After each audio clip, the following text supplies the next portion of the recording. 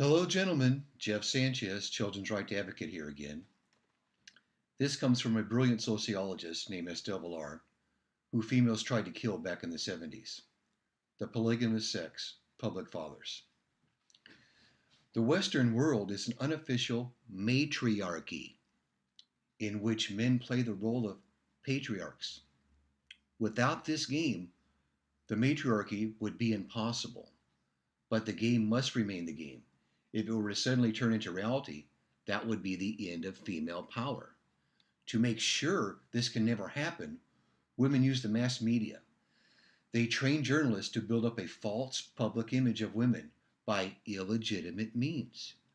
Their job is to indoctrinate men to the effect that women are weak and in need of male protection. Also, that true love for a woman must be altruistic in nature. A true patriarchy would be a man who A. acts as a provider for others, B.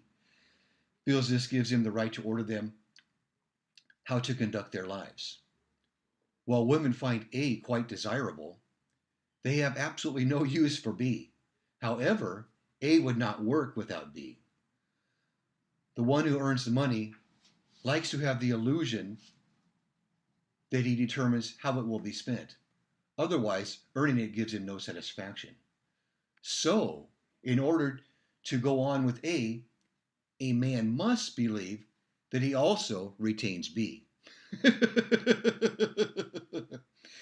In other words, to keep a man at work economically useful, he must believe that he is the boss. He must be made to believe that in exchange for the money he brings in, he has reduced her to performing menial labor for her, and he is exploiting her sexually.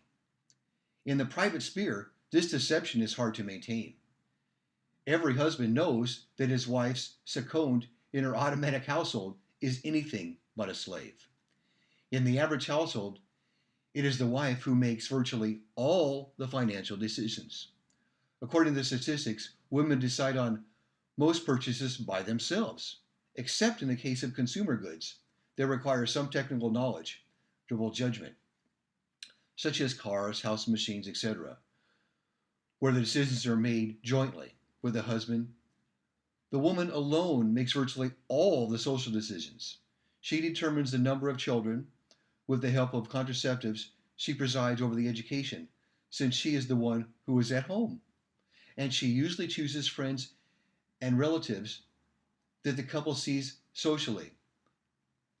Sexual exploitation is hardly involved. The average frequency of coitus after 10 years of marriage in the United States, according to Kinsey, is about twice a week, even for frigid women, and with any other kind. It cannot be regarded as sexual exploitation. This can not be considered a strain. The deception of men as to the role they play is more easily achieved, therefore, by influencing public opinion. While every man knows that he himself is not exploiting anyone, and he is not personally raping his wife, he can be made to suppose other men do. Hearing about it daily on the radio and television, not to mention the newspapers, will convince him eventually. With the better educated, keep on explaining to the simpler folk that even normal sexual intercourse must be interpreted as a rape of the female partner, and that the monotonous chores in a fully dominated household, the day-long company of children and women friends, the eternal waiting for the husband to come home in the evening, all add up to the subtlest form of human enslavement the world has ever seen.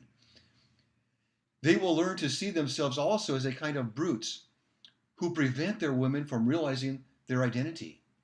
A man's daily struggle as his breadwinner for his adopted family thus acquires a sinister look.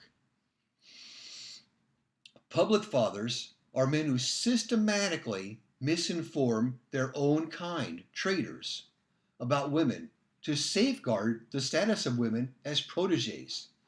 They are journalists writing for the daily newspapers and magazines devoted to women's problems.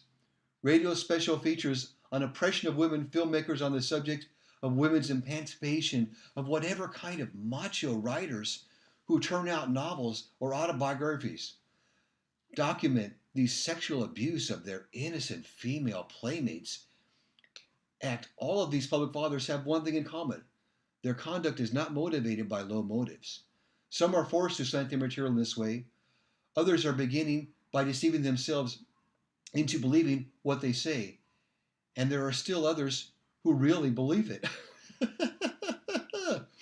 We therefore differentiate as follows: involuntary public fathers, voluntary public fathers, the real story, brainwashed public fathers. Involuntary public fathers, they are the journalists who are forced by their publishers or producers to slant their copy a certain way, to misstate the case, in other words, to lie. A journalist who does not wish to jeopardize his job, a journalist with a family, usually must do what his boss expects him to do. It would seem then that freedom of the press is freedom only for the publishers, but basically it's not even that. A publisher who wants to sell his product must obey the imperatives of the market, i.e., he will commission and publish only what readers will buy. Freedom of the press ultimately boils down to the consumer's freedom to read his own opinions in the paper. For all the reasons given, women as well as men are interested in reading that women are oppressed in a male-dominated society. A journalist will hardly ever have a chance to publish anything to the contrary. In a capitalist society that we live in, it is not the mass media which manipulate opinion, but mass opinion which manipulate the media. But even if men wanted to read the truth about their condition, women would still be the decisive factor.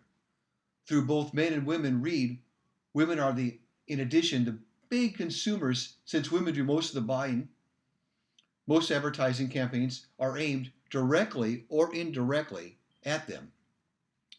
Since most Western papers are financed largely through the advertising, they cannot risk displeasing women by their editorial content.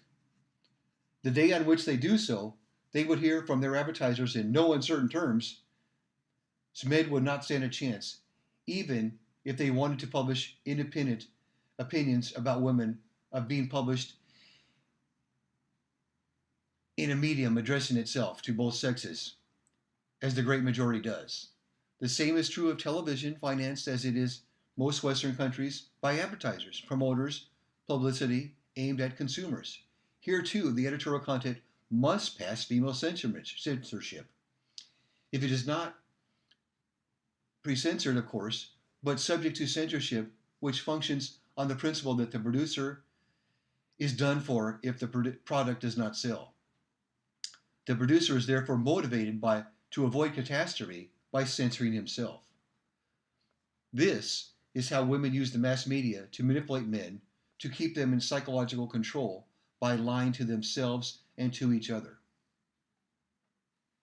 Take care.